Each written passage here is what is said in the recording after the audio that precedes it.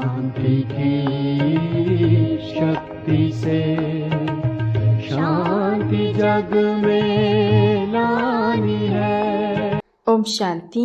आज की मुरली है 6 मार्च 2026 की। मीठे बच्चे, सच्चे सेल्वेशन आर्मी बन सबको इस पाप की दुनिया से पुण्य की दुनिया में ले चलना है। सबके डूबे हुए बेड़े को पार लगाना है। प्रश्न: कौन सा निश्चय हर एक बच्चे की बुद्धि में नंबरवार बैठता है? उत्तर: पतित पावन हमारा मोस्ट बिलवेड बाबा हमें स्वर्ग का वर्षा दे रहा है। यह निश्चय हर एक की बुद्धि में नंबरवार बैठता है। अगर पूरा निश्चय किसी को हो भी जाए तो माया सामने खड़ी है। बाप को भूल जाते हैं, फेल हो पड़ते हैं। जिन्हें निश्चय बैठ जाता है वह पावन बनने के पुरुषार्थ में लग जाते हैं। बुद्धि में रहता है अब तो घर जाना है। ओम शांति। मीठे मीठे सिकिलधे बच्चों प्रति गुड मॉर्निंग। बच्चे यह तो जानते हैं कि सतयुग में सदैव good morning, good day, good everything, good night, सब गुड ही गुड है। यहाँ तो न गुड मॉर्निंग है न गुड नाइट है, सबसे बुरी है नाइट। तो सबसे अच्छा क्या है? सवेरा, जिसको अमृत बेला कहा जाता है। तुम्हारा हर समय गुड ही गुड है। बच्चे जानते हैं कि इस समय हम योग योगेश्वर और योग योगेश्वरिया हैं। ईश्वर जो तुम्हारा बाप है वह आकर योग सिखलाते हैं, अर्थात तुम बच्चों का एक ईश्वर के साथ योग है। तुम बच्चों को योगेश्वर के बाद ज्ञान ज्ञानेश्वर बाप का पता पड़ा है। योग लगा फिर बाप तुमको सारे चक्र के नॉलेज समझाते हैं, जिससे तुम भी ज्ञान ज्ञानेश्वर बनते हो। ईश्वर बाप बच्चों को आकर ज्ञान और योग सिखलाते हैं। कौन सा ईश्वर? निराकार बाप। अब बुद्धि से काम लो। गुरु लोगों की तो बहुत मत है। कोई कहेंगे श्री कृष्ण से योग लगाओ, फिर उनका चित्र भी देंगे। कोई साईं बाबा, कोई महर्षि बाबा, कोई मुसलमान का, कोई पारसी का, सबको बाबा बाबा कहते रहते हैं। कहेंगे सब भगवान ही भगवान हैं। अब तुम जानते हो मनुष्य भगवान हो नहीं सकता। इन लक्ष्मी नारायण को भी भगवान भगवती नहीं कह सकती। भगवान तो एक निराकार है, वह तुम सब आत्माओं का बाप है। उनको कहा जाता है शिव बाबा। तुम ही जन्म जन्मांतर सत्संग करते आए। कोई ना कोई सन्यासी, साधु, पंडित आदि जरूर होंगे। लोग जानते हैं कि यह हमारा गुरु है, हमको कथा सुना रहे हैं। सतयुग में कथाएं आदि होती नहीं। बाप बैठ समझाते हैं। सिर्फ भगवान व ईश्वर कहने से रचना नहीं आती है। वह बाप है तो बाबा कहने से संबंध स्नेह पूर्ण हो जाता है। तुम जानते हो हम बाबा मामा के बच्चे बने हैं, जिससे हमको स्वर्ग के सुख मिलते हैं। ऐसा कोई भी सत्संग नहीं होगा जो समझते हो कि हम इस सत्संग से मनुष्य से देवता व नरकवासी से स्वर्गवासी बनते हैं। अभी तुम्हारा सत बाप के साथ संग है और सबका असत्य के साथ संग कहा जाता है। गाया भी जाता है सत्संग तारे जिस्मानी संग बुरे। बाप कहते हैं आत्म अभिमानी देही अभिमानी बनो। मैं तुम बच्चों आत्माओं को सिखाता हूँ। यह रूहानी नॉलेज रूह प्रति सुप्रीम रूह आकर देते हैं। बाकी सब है भक्ति मार्ग, वह कोई ज्ञान मार्ग नहीं है। बाप कहते हैं मैं सब वेदों शास्त्रों को, सृष्टि के आदि मध्य अंत को जानने वाला हूँ। अथॉरिटी मैं हूँ, वह है भक्ति मार्ग की अथॉरिटी। बहुत शास्त्र आदि पढ़ते हैं तो उनको कहते हैं शास्त्रों की अथॉरिटी। तुमको बाप सच आकर सुनाते हैं। अभी तुम जानते हो सत का संग तारे, झूठ का संग डुबोए। अब बाप तुम बच्चों द्वारा भारत को सल्वेज कर रहे हैं। तुम हो रूहानी सेल्वेशन आर्मी। सल्वेज करते हैं। बाप कहते हैं कि भारत जो स्वर्ग था वह अब नर्क बना हुआ है, डूबा हुआ है। बाकी कोई ऐसा सागर के नीचे नहीं है। तुम शतोप्रधान से तमोप्रधान बने हो। सतयुग त्रेता है सतोप्रधान। यह बड़ा स्टीमर है, तुम स्टीमर में बैठे हो। यह पाप की नगरी है क्योंकि सब पाप आत्माएं हैं। वास्तव में गुरु एक है, उनको कोई जानते नहीं है। हमेशा कहते हैं ओ गॉड फादर, ऐसे नहीं कहते गॉड फादर कम प्रिसेप्टर, नहीं, सिर्फ फादर कहते हैं। वह पतित पावन है तो गुरु भी हो गया। सर्व का पतित पावन सदगति दाता एक है। इस पतित दुनिया में कोई भी मनुष्य सदगति दाता व पतित पावन हो नहीं सकता। बाप कहते हैं कितने एडमिनिस्ट्रेशन करप्शन है। अब मुझे कन्याओं माताओं के द्वारा सबका उद्धार करना है। तुम सब ब्रह्मा कुमार कुमारियां भाई बहन हो गए, नहीं तो दादे का वर्षा कैसे मिले। दादे से वर्षा मिलता है। 21 पीढ़ी अर्थात स्वर्ग की राजाई कमाई कितनी बड़ी है। यह है सच्ची कमाई सच्चे बाप द्वारा। बाप भी है, शिक्षक भी है, सतगुरु भी है, प्रैक्टिकल में करके दिखाने वाला है। ऐसे नहीं कि गुरु मर गया तो चेले को गद्दी मिले। वह है जिस्मानी गुरु, यह है रूहानी गुरु। अच्छी रीति इस बात को समझना है, यह बिल्कुल नई बात है। तुम जानते हो हमको कोई मनुष्य नहीं पढ़ाता है, हमको शिव बाबा ज्ञान का सागर पतित पावन इस शरीर द्वारा पढ़ाते हैं। तुम्हारी बुद्धि शिव बाबा तरफ है, उन सत्संगों में मनुष्य तरफ बुद्धि जाएगी। वह सब है भक्ति मार्ग। अब तुम गाते हो तो मात पिता हम बालक तेरे, यह तो एक है ना। परंतु बाबा कहते हैं कि मैं कैसे आकर तुमको अपना बनाऊं। मैं तुम्हारा पिता हूं तो इनके तन का आधार लेता हूं। तो यह ब्रह्मा हमारी स्त्री भी है तो बच्चा भी है। इन द्वारा शिव बाबा बच्चों को एडॉप्ट करते हैं तो यह बड़ी मम्मा हो गई। इनकी कोई माँ नहीं है। सरस्वती को जगत अम्बा कहा जाता है। उनको तुम्हारी संभाल करने के लिए मुकर्रर किया। सरस्वती ज्ञान ज्ञानेश्वरी, यह है छोटी मम्मा। यह बड़ी गुह्य बातें हैं। तुम अभी यह गुह्य पढ़ाई पढ़ रहे हो। तुम्हें विथ रिस्पेक्ट पास होना है। यह लक्ष्मी नारायण विथ रिस्पेक्ट पास हुए हैं। उन्होंने सबसे बड़ी स्कॉलरशिप मिली है, कोई सजा खानी नहीं पड़ी। बाप कहते हैं जितना हो सके याद करो। इसको भारत का प्राचीन योग कहा जाता है।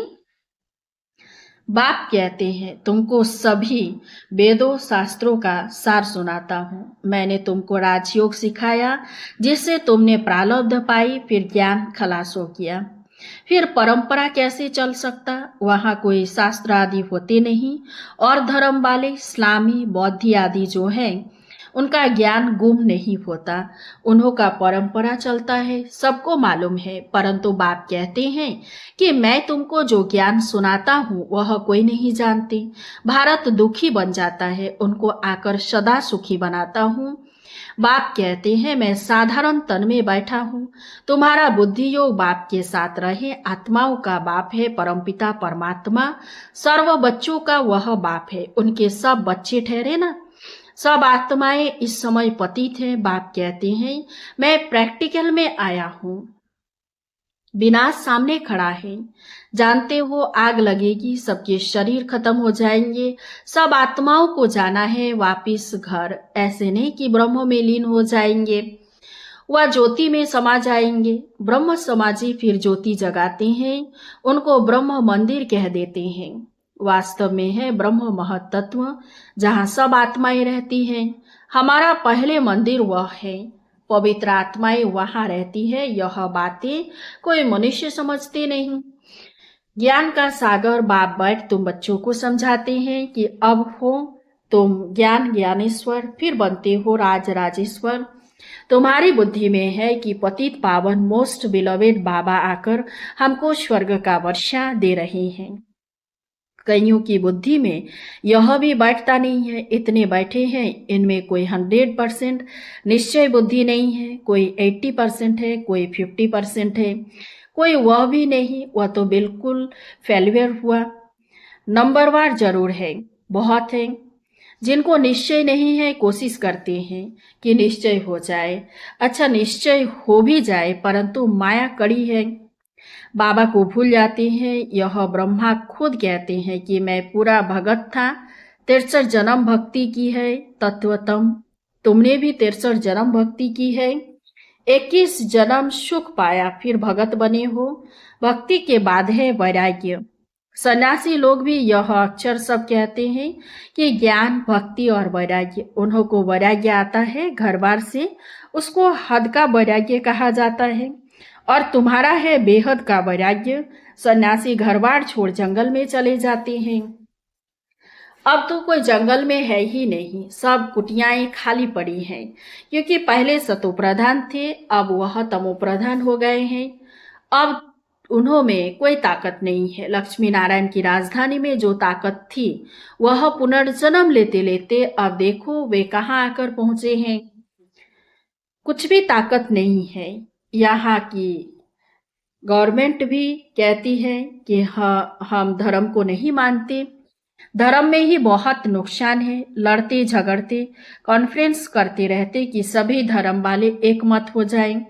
लेकिन पूछो एक कैसे हो सकेंगे, अभी तो सब वापिस जाने वाले हैं। बाबा आया है, यह दुनिया अब कब्रिस्तान बननी है। बाकी यह तो वैरायटी झाड़ है, सो एक कैसे होगा, कुछ भी समझते नहीं। भारत में एक धर्म था, उनको कहा जाता है अद्वैत मत वाले देवताएं। द्वैत माना दैत्य। बाबा कहते हैं तुम्हारा यह धर्म बहुत सुख देने वाला है। तुम जानते हो कि पुनर्जन्म ले हमको फिर 84 जन्म भोगने हैं। निश्चय हो कि हमने ही 84 जन्म भोगे हैं। हमको ही जाना है और फिर आना है। भारतवासियों को ही समझाते हैं कि तुमने 84 जन्म पूरे किए हैं। अब तुम्हारा यह बहुत जन्मों के अंत का जन्म है। सिर्फ एक को नहीं कहते, पांडव सेना को समझाते हैं कि तुम पंडे हो, तुम रूहानी यात्रा सिखलाते हो, इसलिए पांडव सेना कहा जाता है। राज्य अब ना कौरवों का ना पांडवों का है, वह भी प्रजा, तुम भी प्रजा हो। कहते हैं कौरव पांडव भाई भाई पांडवों की तरफ है। परमपिता परमात्मा बाप ही आकर माया पर जीत पहनना सिखाते हैं। तुम आदि सनातन देवी देवता धर्म वाले अहिंसक हो। अहिंसा परमो धर्म। मुख्य बात है काम कटारी नहीं चलाना है। भारतवासी समझते हैं कि गौ का कोष न करना यही अहिंसा है, परंतु बाबा कहते हैं काम कटारी नहीं चलाओ, इनको ही बड़े ते बड़ी हिंसा कहा जाता है। सतयुग में ना काम कटारी ना लड़ाई झगड़ा चलता है, यहाँ तो दोनों है। काम कटारी ही आदि मध्य अंत दुख देती है। तुम सीढ़ी उतरते हो। 84 जन्म तुम भारतवासियों ने लिए हैं। इन लक्ष्मी नारायण का राज्य था, फिर पुनर्जन्म लेते हो। एक एक जन्म एक एक पौड़ी है। यहाँ से तुम एकदम जंप मारते हो ऊपर। 84 पौड़ियां उतरने में तुमको 5000 वर्ष लगते हैं और यहाँ से फिर तुम सेकंड में चढ़ जाते हो। सेकंड में जीवन मुक्ति कौन देता? बाप। अब सब एकदम पट में पड़े हैं। अब बाप कहते हैं सिर्फ मुझे याद करो, यह बुद्धि में याद रखना है। अब नाटक पूरा हुआ। हमको वापिस घर जाना है। हमको अपने बाप को और घर को याद करना है। पहले बाबा को याद करो, वही ही तुमको घर का रास्ता बताते हैं। बाप की याद से भी कर्म विनाश होंगे। ब्रह्म को याद करने से एक भी पाप कटेंगे नहीं। पतित पावन परमात्मा ही है। वह कैसे पावन बनाते हैं यह दुनिया में कोई समझ नहीं सकते। बाप को आकर स्वर्ग की स्थापना जरूर करनी है। बाप आया है तो तुम बच्चे जयंती मनाते हो। कब आया यह नहीं कह सकते कि इस घड़ी इस तिथि तारीख आया। शिव बाबा कब आया कैसे कह सकते? साक्षात्कार बहुत होते हैं। पहले हम सर्वव्यापी समझते थे या कह देते थे आत्मा शो परमात्मा है। अब यथार्थ मालूम हुआ है। बाबा दिन प्रतिदिन गुह्य बातें सुनाते रहते हैं। तुम साधारण बच्चे कितनी बड़ी नॉलेज पढ़ रहे हो। अच्छा, मीठे मीठे शिकिलधे बच्चों प्रति माता पिता बाप दादा का याद प्यार और गुड मॉर्निंग। रूहानी बाप की रूहानी बच्चों को नमस्ते। हम रूहानी बच्चों की रूहानी बाप दादा को याद प्यार और गुड मॉर्निंग। नमस्ते नमस्ते नमस्ते। धारणा के लिए मुख्य सार। 1 नंबर, विथ रिस्पेक्ट पास होने के लिए सजाओं से छूटने का पुरुषार्थ करना है। याद में रहने से ही स्कॉलरशिप लेने के अधिकारी बन सकेंगे। 2 नंबर, सच्चा सच्चा पांडव बन सबको रूहानी यात्रा करानी है, किसी भी प्रकार की हिंसा नहीं करनी है। वरदान, लाइट हाउस की स्थिति द्वारा पाप कर्मों को समाप्त करने वाले पुण्य आत्मा भव। जहाँ लाइट होती है वहाँ कोई भी पाप का कर्म नहीं होता है, तो सदा लाइट हाउस स्थिति में रहने से माया कोई पाप कर्म नहीं करा सकती। सदा पुण्य आत्मा बन जाएंगे। पुण्य आत्मा संकल्प में भी कोई पाप कर्म नहीं कर सकती। जहाँ पाप होता है वहाँ पाप की याद नहीं होती। तो दृढ़ संकल्प करो कि मैं पुण्य आत्मा हूँ, पाप मेरे सामने आ नहीं सकता। स्वप्न व संकल्प में भी पाप को आने न दो। स्लोगन, जो हर दृश्य को साक्षी होकर देखते हैं वही सदा हर्षित रहते हैं। अब भक्ति सारे निश्चय के फाउंडेशन को मजबूत कर सदा निर्भय और निश्चिंत रहो। निश्चय बुद्धि बच्चे सदा हर्षित और निश्चित रहते हैं। चिंता खुशी को खत्म करती है और निश्चिंत है तो सदा खुशी रहेगी। जब किसी भी बात में क्यों हुआ, कैसे हुआ, क्या हुआ यह प्रश्न आते हैं तब चिंता होती है। क्या, क्यों, कैसे, ये चिंता की लहर है। कई फिर कहते हैं कि मेरे से ही क्यों होता है, मेरे पीछे ये बंधन क्यों, मेरे पीछे माया क्यों आती है, मेरा ही हिसाब किताब कड़ा है क्यों। तो क्यों आना माना चिंता की लहर। जो इन चिंताओं से परे है वही निश्चिंत है। अच्छा, ओम शांति। इस चैनल को सब्सक्राइब कीजिए, लाइक कीजिए, कमेंट कीजिए और शेयर कीजिए। शांति की शक्ति से शांति जग में